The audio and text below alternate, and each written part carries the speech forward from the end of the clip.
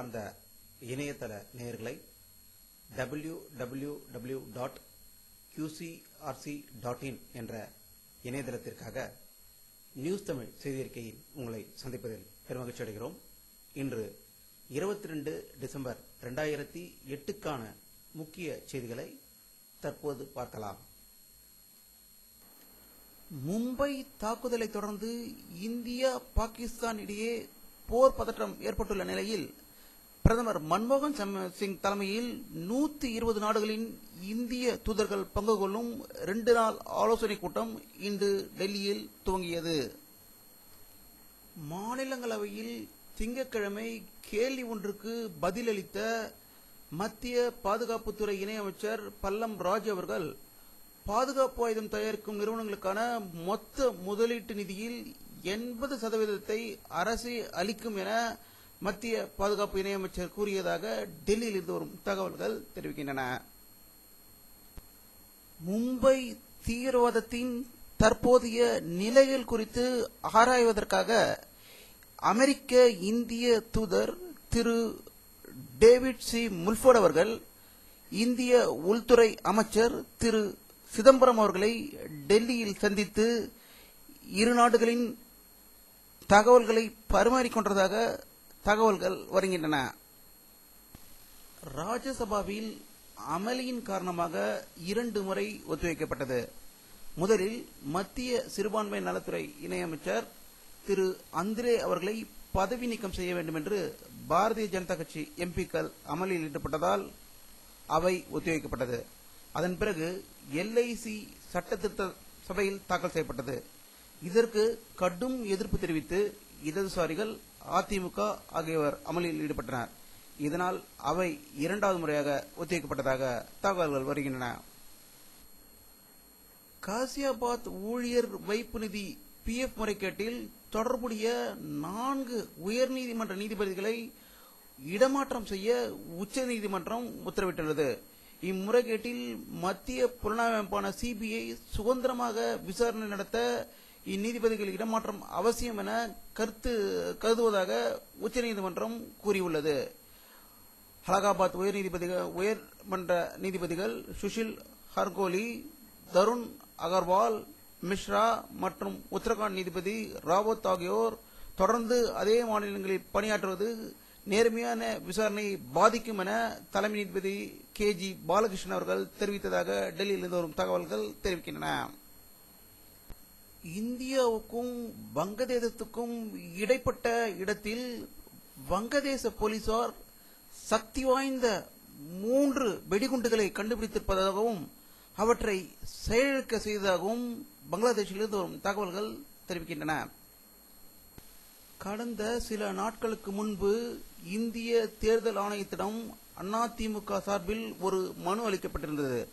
அந்த மனுவில் திருமங்கலம் தொகுதியில் திரு மு.க.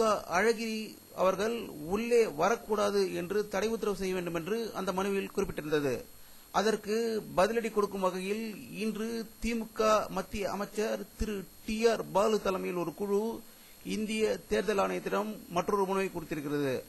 அதில் ஜெயலலிதா தான் முதல் நபராக தடை செய்ய வேண்டும் என்று அந்த மனுவில் கூறியிருப்பதாக டெல்லியிலிருந்து வரும் தகவல்கள் தெரிவிக்கின்றன.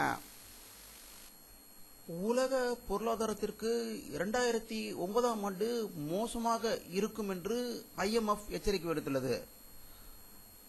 2009ஆம் ஆண்டு உலக பொருளாதாரத்தை பொறுத்தவரை நிஜமாகவே ஒரு மோசமான ஆண்டாக அமையும் என்ற சர்வதேச நிதியமான IMF தலைவர் டெமினிக் கூறியிருக்கிறார்.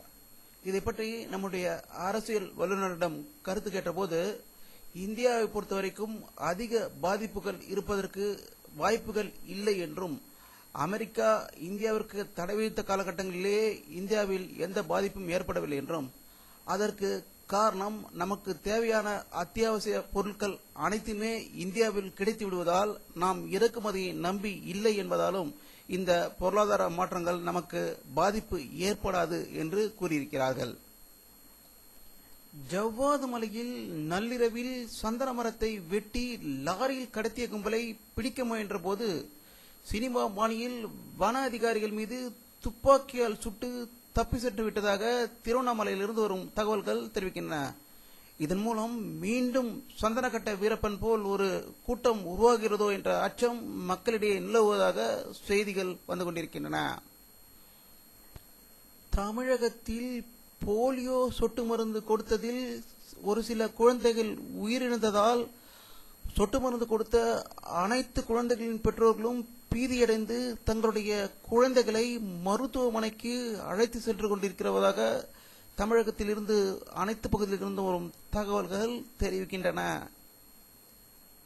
சேலம் அங்கம்மாள் காலனியில் வசித்து வந்தவர்களின் நிலங்களை பறிக்க முயன்றதாக தொடரப்பட்டுள்ள வழக்கில் அமைச்சர் வீரபாண்டிய ஆறுமுகத்திற்கும் தமிழக அரசுக்கும் சென்னை உயர்நீதிமன்றம் மீண்டும் நோட்டீஸ் அனுப்ப உத்தரவிட்டுள்ளது. தமிழகத்தில் மது விலக்கை அமல்படுத்த கோரி முதல்வர் கருணாநிதியை பாமக நிறுவனர் டாக்டர் ராமதாஸ் தலைமையிலான குழு இன்று சந்தித்து வலியுறுத்தியதாக சென்னையில் இருந்து வரும் தகவல்கள் தெரிவிக்கின்றன. நெல்லையில் நடந்த சமத்துவ மக்கள் கட்சி பொதுக்கூட்டத்தில் அக்கட்சியின் தலைவர் சரத்குமார் அவர்கள் தன்னுடைய துணைவியார் திரு ராதிகா அவர்களை துணைத் தலைவராக நியமிக்கப்பட்டுள்ளதாக திருநெல்வேலியிலிருந்து வரும் தகவல்கள் தெரிவிக்கின்றன.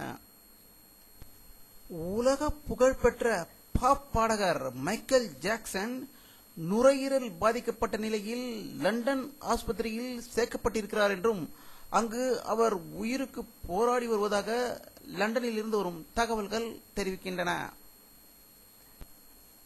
மாலியில் இரு பிரிவினருக்கிடையே ஏற்பட்ட கடும் மோதலில் 25 பேர் கொல்லப்பட்டதாகவும் பலர் காயமடைந்திருப்பதாகவும் தகவல்கள் வந்து கொண்டிருக்கின்றன.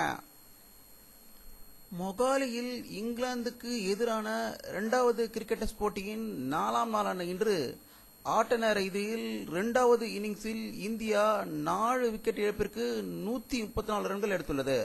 முன்னதாக முதல் இன்னிங்ஸில் இந்தியா 453 ரன்களும் இங்கிலாந்து 302 ரன்களும் எடுத்துள்ளது என்பது குறிப்பிடத்தக்கது. வானிலை அறிக்கை 22 டிசம்பர் 2008க்கான வானிலை சேட்டலைட் புகைப்படத்தை தற்போது பார்த்துக் கொண்டிருக்கிறீர்கள். பிற்பகல் 1 மணி அளவில் எடுக்கப்பட்ட இந்த படத்தில் தமிழகத்தில் மேகமூட்டங்கள் எதுவும் இல்லாமல் சுத்தமாக இருக்கிறது. வங்கக்கடலில் மேகமூட்டங்கள் தென்படுவதை இந்த படத்தில் காணலாம்.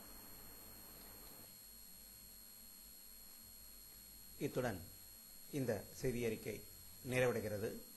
மீண்டும் நியூஸ் தமிழ் செய்தி அறிக்கையில் உங்களை சந்திக்கும் வரை உங்களிடமிருந்து விடைபெறுவது உங்கள் கே பாலாஜி. நன்றி.